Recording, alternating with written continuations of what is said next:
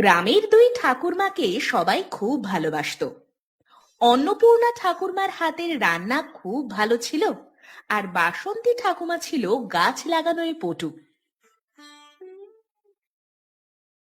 ইরে অন্নপূর্ণা, তো রান্না করা হলো?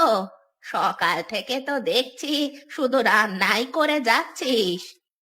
আর তুই যে সকাল থেকে শুধু গাছই লাগাচ্ছিস আর গাছের গোড়ায় জল দিচ্ছিস, শুধু আমার রান্নাটাই দেখতে পাস বল? দুজনে দুটো জিনিস নিয়ে আছি বলে তো এই বুড়ো বয়সে মনটা ভালো আছে। আর তাছাড়া গ্রামের মানুষেরাও ভালোবাসে এই জন্যই। কিন্তু এত দুপুর হয়ে গেল, এখনো তো গুড্ডু এলো না। আমি এসে গেছি ঠাকুমা, এসে গেছি। ওরে দুরন্ত ছেলেটা, তুই যে কবে শান্ত হবি রে? আমি শান্ত হব না। ও ঠাকুমা, তুমি কি গাছ লাগাচ্ছ গো? ঠাকুমা, রান্না কখন হবে? আজকে কি রান্না হচ্ছে? আজ ভাত ডাল হচ্ছে বাবা। গরিব মানুষ, আর কি হবে বল? তোর জন্যই অপেক্ষা করছিলাম। আমার হয়ে এসেছে প্রায়, একসাথে খেতে বসবো সবাই। ও, তোমার হাতে তো সাধারণ ডাল ভাত অমৃত হয়ে ওঠে। অন্য কেউ রান্না করলে সেটা ডাল ভাত লাগে, আর তুমি রান্না করলে মনে হয় এর থেকে ভালো খাবার আর হয় না। ঠিক আছে ঠিক আছে, এই বুড়ির নামে আর বেশি প্রশংসা করতে হবে না। আর তুমি কি গাছ লাগাচ্ছ বললে না তা? এই যে বর্ষার সময় ভালো দুপাটি ফুল হয়, ফুল ফুটলে দেখবি খুব সুন্দর হবে দেখতে। এগুলো কি তোমার এইসব ফুলের গাছ? না রে বাবা, এর মধ্যে অনেক বড় বড় গাছও আছে। এরা যখন বড় হবে তখন হয়তো আমরা থাকবো না, কিন্তু তোদেরকে ছায়া দেবে। পরিবেশকে বাঁচাতে গেলে গাছ তো লাগাতেই হবে বল। দেখেছিস তোর বাসন্তী ঠাকুমা কত পরিবেশের নজর রাখে। গ্রামের সবাই বলে যে বাসন্তী ঠাকুমা না থাকলে এতদিন গ্রাম শ্মশান হয়ে যেত শুকিয়ে। তুমি আছো, সেই জন্যই তো গ্রাম এত সবুজে সবুজে ভরে আছে। আর তাই সবাই তোমার খুব প্রশংসা করে। ঠিক আছে ঠিক আছে, তুই চান করে আয় তাড়াতাড়ি, আমরা সবাই খেতে বসবো। খুব খিদে পেয়েছে আমাদের। হ্যাঁ, আর দেরি করিস না, তুই দৌড়া।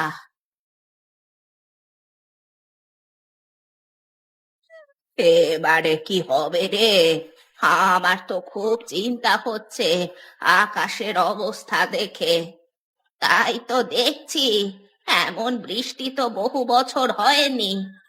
আমাদের ঘরের যা অবস্থা, তাতে থাকবে তো? আর যদি না থাকে তাহলে আমরা কোথায় যাব? এমনিতেই এমন ঘরের অবস্থা, তার উপরে গ্রামের সব থেকে নিচু জমিতে আমাদের ঘর। এবারে আর মনে হয় বাঁচাতে পারবো না। এমন কথা বলিস না রে বাসন্তী, আমরা কি শেষ পর্যন্ত এই বুড়ো বয়সে জলে ডুবে মরবো? আর তাছাড়া আমরা তো কোনোদিন কারোর কোনো ক্ষতি করিনি, আমাদের সাথে কি এমন খারাপ কাজ হবে? সাহস রাখ, যত যাই আসুক আমাদের শক্ত থাকতেই হবে, হাল ছাড়লে হবে না। দেখেছিস কেমন জল আসছে? আমার তো ভয়ে প্রাণ শুকিয়ে যাচ্ছে। ওই দেখ, ঘরের ওই দিকটা কেমন ভেঙে পড়ছে। ওরে বাবা, কিছু একটা করতেই হবে আমাদের। ভাগ্যিস, ভাগ্যিস গুড্ডুটা আমাদের এত আপন হলেও আমাদের নিজের কেউ নয়। অন্তত পাড়ার ছেলে বলে ওদের নিজস্ব একটা ঘর আছে। সাবধান, ওই দেখ একটা কাঠ ভেসে আসছে, ওটাকে ভালো করে ধর আর সাঁতার কাটতে থাক। ওরে, চিন্তা নেই চিন্তা নেই, দুজনে মিলে ঠিক সাঁতরে পার হয়ে যাব। এইটুকু জায়গা যে করে হোক পার করলেই গ্রামবাসীদের মধ্যে পৌঁছাতে পারবো। হ্যাঁ, আর ওরা আমাদের এত ভালোবাসে, নিশ্চয়ই আমাদের সাহায্য করবে, আমাদেরকে নিশ্চয়ই আশ্রয় দেবে। চল চল, বাকি শক্তি জোগাড় করে যা হোক করে হোক পৌঁছাতেই হবে আমাদের গ্রাম পর্যন্ত।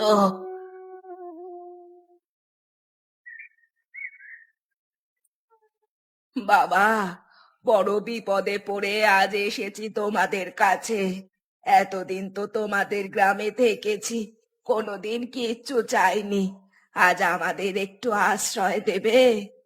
বাবা, এতদিন আমরা রান্না করে আর গাছ লাগিয়ে এই গ্রামকে এবং গ্রামের মানুষদেরকে ভালোবাসা দিয়েছি, কিন্তু আজ এই বৃষ্টির মধ্যে আমাদের নিচু জমির ঘর ভেঙে জলে ভেসে গেছে। আর আমরা কোনো রকমে এই বুড়ো বয়সে খাবি খেতে খেতে তোমাদের কাছে এসেছি। আমাদের একটু আশ্রয় দেবে বাবা? আমরা যে সব কিছু হারিয়েছি। দেখো দেখো, আমরা সবাইকে এখন ছেলে খেলা করছি নাকি? তোমরা দেখতে পাচ্ছ না আমরা এখন সবাই বিপদের মধ্যে আছি? আরে তোমাদেরকে থাকতে দিলে আমরা যাব কোথায়? নাকি তোমাদেরকে থাকতে দিয়ে আমরা মানে বউ বাচ্চা নিয়ে তোমাদের মতো ভেসে বেড়াবো কি গো? যাও যাও, অন্য কোথাও গিয়ে ভিক্ষে যাও। অন্য জায়গায় যাও তো এখান থেকে। এখানে কোনো আশ্রয় হবে না। সব আমরা তো ভেবেছিলাম তোমরা আমাদের এত ভালোবাসো, আমাদের সম্বন্ধে এত ভালো ভালো কথা বলো, তোমরা আমাদের আশ্রয় দেবে। আর তোমরা কিনা এই বিপদের সময় এমন উদাসীন আর অবজ্ঞা করছো আমাদের। তোমরা কি বুঝতে পারছো না যে আমরা এই শরীরে আর কিছু করতে পারবো না? তোমরা কি চাও আমরা কি এভাবেই মরে যাই? দেখো, এরকম বর্ষা বাদলের দিন আসলে গ্রামে অনেক লোক মরে। আর তাছাড়া তোমাদের যথেষ্ট বয়স হয়ে গেছে, এই বয়সে এত বেঁচে থাকবার শখ কেন? যা যা, দূর হয়ে যা তার। চল বাসন্তী, এখানে আমাদের কেউ আশ্রয় দেবে না। আর পারছি না রে, মানুষ যে অসহায় মানুষের সাথে এমন স্বার্থপরতা করতে পারে সেটা আজ বিপদে পড়েই জানতে পারলাম। সত্যি কথা, মানুষ হচ্ছে পশুর জাত, না হলে ওদের মা ঠাকুমার বয়সী দুজনকে এইভাবে ফেলে দিতে পারে? স্বার্থ ফুরালেই ওদের কাছে সবাই পর হয়ে যায়। এখন ওরা বুঝে গেছে যে আমাদের ঘর ভেঙে গেছে আর আমাদের সব গাছ ভেসে গেছে, তাই আমরা আর ওদের গ্রামে কেউ বাঁচাতে পারবো না, আর ওদেরকে খাইয়েও আনন্দ দিতে পারবো না। আর কত দূর আর যে হাঁটতে পারছি না, আর মনে হচ্ছে চলতে পারবো না, এখানেই পড়ে যাব। না, আমাদের সাহস রাখতেই হবে। এখানে যদি এভাবে পড়ে যাই কেউ আমাদের বাঁচাতে আসবে না, আমরা এখানেই পড়ে মরবো। তোমরা কারা ঠাকুমা? বিপদের সময় এরকম ভাবে রাস্তা দিয়ে হাঁটছো কেন? দেখে তো মনে হচ্ছে তোমরা খুব ক্লান্ত, অসুস্থ। বাবা, তুমি কে বাবা? আমাদের দিকে তো কেউ মুখ তুলে চাইলো না, তুমি আমাদের কথা খোঁজ নিচ্ছ হঠাৎ? কি বলছো? তোমাদের মতো বুড়ো মানুষের দিকে মানে কারা মুখ তুলে চায়নি? কারা? আমাদের নিজেদের গ্রামের মানুষেরা, তাদের জন্য আমরা সারা জীবন কত কিছু করলাম, কিন্তু শেষ পর্যন্ত যখন আমাদের ঘর বাড়ি বন্যায় ভেসে গেল আর আমরা খাবি খেতে খেতে ওদের দরজায় গিয়ে একটু আশ্রয় চাইলাম, তখন দূর দূর করে তাড়িয়ে দিল গ্রাম থেকে। এমনকি এটাও বলল যে আমরা মরে গেলে ওদের গ্রামের বোঝা হালকা হবে। আর সেজন্যই আমরা কষ্ট করে হাঁটতে হাঁটতে এত দূর চলে এসেছি একটু আশ্রয়ের আশায়। চিন্তা করতে হবে না ঠাকুমা, আমার সাথে চলো। আমি একজন স্কুল শিক্ষক, বাড়িতে আমি একাই থাকি। আমি তোমাদেরকে রাখবো নিজের ঠাকুমার মতো। তুমি রাখবে বাবা? কিন্তু তুমি তো বাবা আমাদের চেনো না, অচেনা মানুষকে এইভাবেই রেখে দেবে বাড়িতে? এখন তো চেনা মানুষকেও কেউ সাহায্য করে না, আর তুমি অচেনা লোককে কেন বাড়ি নিয়ে যেতে চাইছো? আমি একজন শিক্ষক, মানুষকে ঠিক ভুল শেখানোর দায়িত্ব আমার। আমি তো আর সমাজের সাধারণ মানুষের মতো ভুল করতে পারি না। তাছাড়া আমার নিজের ঠাকুমাকে আমি কোনো দিন দেখিনি। তোমাদেরকে দেখে আমার নিজের ঠাকুমার কথা মনে পড়ে গেল। তাছাড়া এই গ্রামের মধ্যে একা থাকতে আর ভালো লাগে না। তোমরা থাকলে আমার ভালোই দিন কাটবে। ধন্যবাদ বাবা, তোমার সাহায্য আমরা সারা জীবন মনে রাখবো। এবার তোমরা বলো তো তোমাদের সাথে ঠিক কি হয়েছিল? সব কথা তো তোমাদের বললাম বাবা। বিপদের সময় কেউ আমাদের পাশে দাঁড়ালো না। তবে তোমার এই বাড়িটা বেশ ভালো, আমাদের বেশ পছন্দ হয়েছে। দেখো ঠাকুমা, এরকম কথা একদম বলো না। আমি তো বলেছি আমি তোমাদেরকে ভালো মানিয়ে এখানে নিয়ে এসেছি তোমাদের সেবা করবার জন্য। আর আমি তোমাদের নিজের ছেলের মতো, এখানে তোমরা বিশ্রাম নেবে এবং আনন্দে থাকবে। হ্যাঁ, আর সত্যি তোমাদের দেখে বুঝতে পারছি যে আজকালের সমাজে ভালো কাজের কোনো দাম নেই। তবে একটু খারাপ লাগছে, হয়তো আমরা এসে তোমাদের ব্যাঘাত ঘটিয়ে দিলাম। হ্যাঁ, সত্যি আমাদের সাথে হয়তো তোমার রাস্তায় না দেখা হলেই ভালো হতো। না বাবা, থাকতে যখন দিয়েছো তখন তো কিছু না কিছু ঋণ আমাদের চোকাতেই হবে। হ্যাঁ, একদম। আমরা যে কাজ এতদিন করে এসেছি মানুষের জন্য, এবং তারা শুধুমাত্র সুবিধা নিয়েছে, আজ আমরা সেই সব কিছু সুরাজ বাবা তোমার জন্য করব। কি কাজ? এই বুড়ো বয়সে তোমরা কি কাজ করবে? এখানে কি তোমাদের কাজ করবার জন্য নিয়ে এসেছি? না বাবা, সেটা নয়। তুমি আমাকে দেখিয়ে দেবে রান্নাঘরটা কোন দিকে? দেখো ঠাকুমারা, একদম কিন্তু পাকামো করবে না। ওসব রান্না বান্নার কথা পরে ভাবা যাবে। আর তাছাড়া আজকে রাতের খাবার মতো তো সবকিছু আছে জোগাড় করা। ওসব করার তোমাদের দরকার নেই রে বাবা। উফ, এখন আজকে যা মানে আছে খেয়ে নাও আর তাড়াতাড়ি শুয়ে পড়ো। আমি আমি আমি যাচ্ছি যত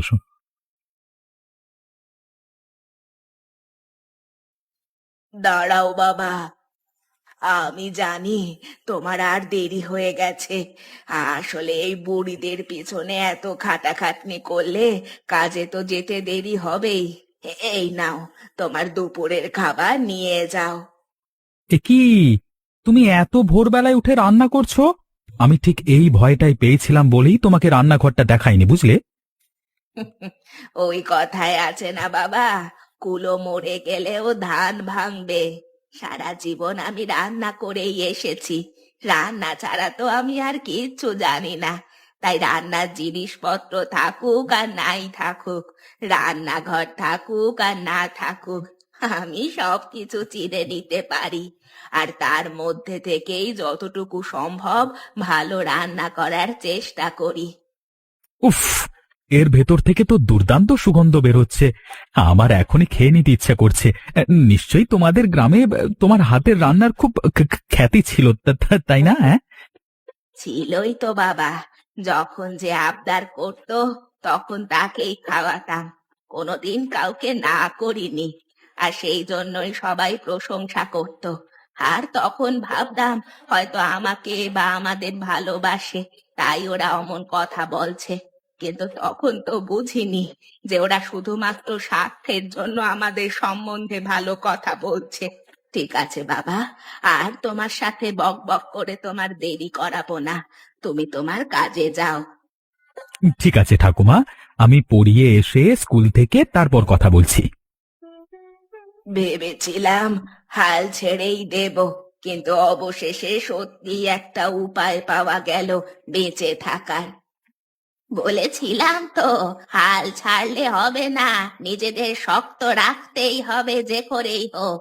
দেখেছিস তো, পৃথিবীতে এখনো ভালো মানুষ বেঁচে আছে। ঠাকুমা, তোমরা কারা? তোমরা কি এখানে নতুন এসেছো?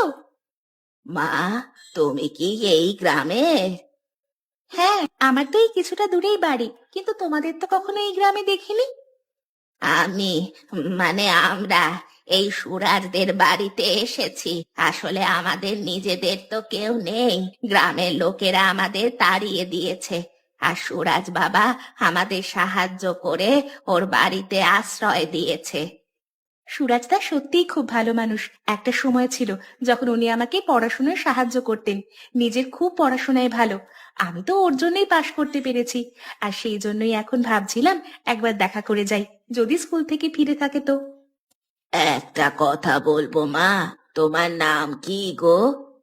আমার নাম কাব্বা। তোমাকে তো দেখে খুব ভালো মনে হচ্ছে মা। দেখতে শুনতেও তুমি খুব সুন্দর, আর তোমার মন ভালো মনে হচ্ছে, এবং সব থেকে বড় কথা, তোমার মনে সহানুভূতি এবং মায়া আছে। এগুলো সুরাজদার থেকেই শিখেছি। তুমি কি মা আমাদের সুরাজকে পছন্দ করো? মানে তোমাদের কি কোনো সম্পর্ক আছে, নাকি এখনো লজ্জায় বলতে পারোনি? কি বলছো কি ঠাকুমা তোমরা?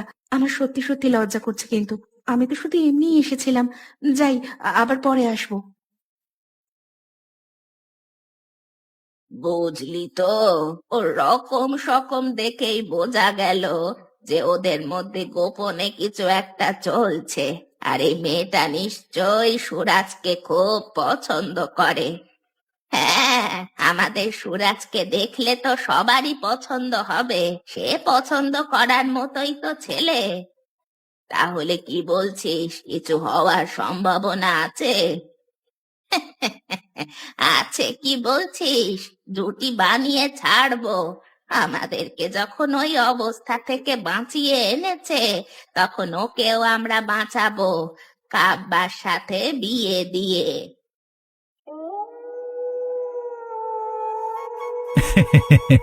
আজ ঠাকুমা তোমার হাতে রান্না খেয়ে মনে হচ্ছিল সত্যি অমৃত খাচ্ছি। আমি জীবনে তো এমন ভালো রান্না কোনোদিন খাইনি, তাই এখন যখন রান্না করেছো রাতে আমার খিদে দ্বিগুণ হয়ে গেছে। থাক থাক, এখন আমার কথা বলতে হবে না। এখন আমরা যেটা জিজ্ঞাসা করছি সেটা বল। হ্যাঁ, আমরা যা বলবো তার কিন্তু সঠিক সঠিক উত্তর দিতে হবে, না হলে কিন্তু আমরা আর বাড়িতে থাকবো না তোমার। কি কথা ঠাকুমা, কিছু হয়েছে নাকি? তুমি আমাকে সত্যি করে বলো তো, ওই কাব্বা মেয়েটাকে তোমার কেমন লাগে? আমাদের কিন্তু বেশ পছন্দই হয়েছে, যদিও খুব বেশিক্ষণ পরিচয় হয়নি। তোমার কথা বলতেই লজ্জা পেয়ে পালিয়ে গেছে। এ কি, তোমরা ওর সাথে কথা বলছো নাকি? হ্যাঁ, ও তোমাকে খুঁজতে এসেছিল, কিন্তু আমাদের মতো দুটো বুড়ো মানুষকে দেখে পালিয়ে গেছে লজ্জায়। এখন বলো তো, তুমি ওকে কি পছন্দ করো? ও কিন্তু তোমাকে পছন্দ করে, সেটা আমরা ভালোই বুঝতে পেরেছি। ঠাকুমা, ও খুব ভালো মেয়ে, আমি ওকে পড়াতাম। ওর মেধা দারুণ, ওর খুব উন্নতি হবে জীবনে, তুমি দেখে নিও। আমরা সেটা জানতে চাইছি না, আমরা জানতে চাইছি যে তুমি কি ওকে ভালোবাসো। হ্যাঁ মানে, হ্যাঁ আর কি। বুঝে গেছি বুঝে গেছি, থাক, আর বলতে হবে না। তুমি যে ওর ভালোবাসায় হাবুডুবু খাচ্ছ, সেটা তোমাকে দেখেই বোঝা যাচ্ছে। নাও, এখন তোমার অন্নপূর্ণা ঠাকুরমার হাতের বানানো ডালে হাবুডুবু খাও। হ্যাঁ, বাকি জীবন তোমাকে এমনিতেই কাব্বা হাবুডুবু খাওয়াবে, তাই এখন এই বুড়ি ঠাকুরমাদের কথা একটু হাবুডুবু খেয়ে নাও। আসলে তোমরা যেটা বলছো সেটা তো আমরাও চাই, কিন্তু আমার তো কেউ নেই শুধু তোমরা ছাড়া, তাই মানে আর কাকে দরকার তোমার? আমারই বা আর কি আছে? আর তাছাড়া এই সবকিছু দেখে তো আমার সম্বন্ধটা করিনি, সম্বন্ধটা করেছিলাম তুমি আমাকে দেখে এবং আমি তোমাকে দেখে। আহা, তোরা চিন্তা করছিস কেন? আরে এ গ্রামের আমি প্রধান, আর আমি সিদ্ধান্ত নিচ্ছি রে, তোদের বিয়ের আয়োজন আমি করব। আর তাই তোরা কোনো চিন্তা করিস না, ঠিক আছে? বাবা বাবা, প্রধান সাহেব যখন বলে দিয়েছেন তখন তো আর কোনো কথাই নেই। আমি কিন্তু খুব ভালো বাজার করতে পারি, তাহলে বিয়ের সমস্ত বাজারের দায়িত্ব আমি নেব। পয়সা মারা যাবে। তবে রান্না বান্নার দায়িত্ব অন্য কাউকে দেওয়া যাবে না, রান্না কিন্তু আমাদের অন্নপূর্ণা করবে। অন্য কেউ রান্না করতে আসলে তাকে মেরে ভূত ভাগিয়ে দেব, আর এই গ্রামে সবাইকে খাওয়ানো হবে। কিন্তু কিন্তু এত টাকা কোথা দিয়ে পাবো? আমি স্কুল মাস্টারি করে যা সামান্য টাকা পাই তা আজকে মানে এত আয়োজন হবে না, কি মাথার উপর দিয়ে উঠে যাবে তো। ওফ মাস্টার, তুই আবার চিন্তা করছিস এত? এই গ্রামের শিক্ষকতা করে গ্রামের অনেক উন্নতি করেছিস তুই।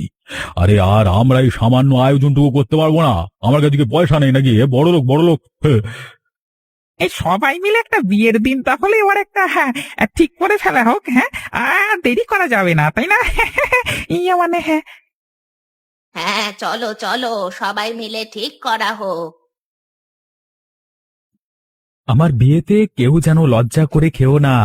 আরে তোমাদের এই মধ্যবিত্ত সাধারণ মাস্টার মশাই এত কাণ্ড করতে পারিনি। আরে করেছেন আমাদের গ্রামের প্রধান সাহেব এবং বাকি সবাই মিলে। তবে রান্না করেছে আমাদের অন্নপূর্ণা ঠাকুরমা। অপূর্ব রান্না! এত বড় আয়োজনটা হলো সেই জন্যই তো আমরা এত সুন্দর রান্নাটার আনন্দ নিতে পারছি। খুব ভালো লাগছে আমাদের, তাই না? আসলে আমারও ইচ্ছে ছিল গ্রামের সবাইকে আমার তরফ থেকে একটা ভোজ খাওয়ানোর। সুরজের বিয়ে উপলক্ষে দুটো কাজ একসাথে মিটে যাচ্ছে, তাই না? এরকমই তো হয়। এখন তোমরা বলো তো দেখি আমার বাজার হাট করা কেমন ছিল? খুব ভালো, খুব ভালো। আমরা সবাই ওদেরকে আশীর্বাদ করব যেন ওরা সুখে শান্তিতে ঘর করতে পারে। তোমাদের সবার আশীর্বাদ আমাদের দরকার। আমি চাইবো আমাদেরকে যেভাবে গ্রাম থেকে তাড়িয়ে দেওয়া হয়েছে সেরকম ভাবে যেন কারো সাথে আর সেরকম না হয়। আর তোমরা সেইভাবেই এই গ্রামের মানুষদেরকে শিক্ষিত করবে। আমাদের সবাইকে এগিয়ে আসতে হবে তার জন্য। আর আজকের ভোজের পর আমরা নতুন জীবন শুরু করতে চলেছি এবং আমরা শুধু একটা পরিবার নই, এই কটা গ্রামকে নিয়ে একসাথে চলবো এখন থেকে। চলো চলো, সবাই খেয়ে নেওয়া যাক, আনন্দ করে পরে কথা হবে এ বিষয়ে। চলো। আজকাল মনে হয় ঠাকুমার হাতের রান্না না হলে আমাদের দিন কাটে না, আমার তো বিশেষ করে। সত্যি, ঠাকুমার থেকে আমি রান্না শিখবো, কিন্তু এত সুন্দর রান্না আমি কোনোদিন বানাতে পারবো না। কেন পারবে না? চেষ্টা করলে অবশ্যই পারবে। কি হয়েছে কাকা, এরকম হাঁপাচ্ছ কেন তুমি? হ্যাঁ, এই পাশের গ্রাম আর নেই রে। হ্যাঁ, আর নেই মানে? আরে আমাদের গ্রামে আমরা কিছুই বুঝতে পারিনি। হ্যাঁ, কিন্তু ওদের গ্রামে জলে ডুবে গেছে। এই সব মানুষগুলো ভয়ানক বিপদের মধ্যে আছে তো। ওই বাবা, এই দেখে এলাম। আরে ওটা তো আমাদের গ্রাম। তার মানে ওরাই তোমাদের দূর দূর করে তাড়িয়ে দিয়েছিল।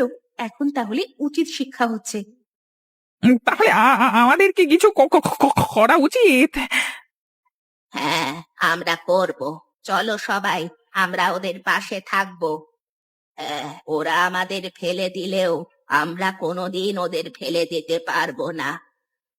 কিন্তু তোমাদেরকে এত অপমান করার পরেও তোমরা ওদের পাশে থাকবে বলছো? হ্যাঁ, থাকবো, কারণ ওরা না হলে আমরা এমন দুটো ভালো মানুষকে আমাদের কাছে পেতাম না। আমরা কোনো দিন আমাদের ঠাকুমাদেরকে ওদের কাছে ফিরিয়ে দেব না, কিন্তু ওদেরকে বিপদ থেকে উদ্ধার করে শিখিয়ে দেব যে মানুষ কতটা মহৎ হতে পারে। আর ঠাকুমায়েরা সেটারই উদাহরণ। এই গ্রামে আমরা চারিপাশে বড় বড় গাছ লাগাবো, যাতে বন্যা এলেও এই গ্রাম আর ভেসে না যায়। আর এই গ্রামের মানুষেরা যাতে আমাদের মতো আর কষ্ট না পায়, তার জন্য কোথাও কোনো নিচু জমি থাকবে না। তবে এখন আমাদের সবাইকে যাওয়া উচিত ওদের সাহায্যের জন্য। হ্যাঁ হ্যাঁ, চলো চলো সবাই একসাথে যাওয়া যাক। গ্রামের মানুষদেরকে কেউ ডেকে নাও কাকা। এটাই হচ্ছে আদর্শ সময়, সবাই হাতে হাত রেখে কাঁধে কাঁধ মিলিয়ে লোকের সাহায্য করবার। সুযোগ সবার আসে, কিন্তু প্রতিশোধ নেওয়ার মধ্যে আসল সুখ নেই, বরং ক্ষমা করে তাকে শিক্ষা দেওয়ার মধ্যে আছে আসল সততা এবং মানবিকতা। আচ্ছা, তোমরা বলতে পারবে যে আমি সব থেকে কোন কাজটা ভালো পারতাম? উত্তরটা কিন্তু তোমরা কমেন্ট করে জানিও। আর আমাদের গল্পটা কেমন লাগলো অবশ্যই জানিও এবং বন্ধুদের সাথে শেয়ার করুন।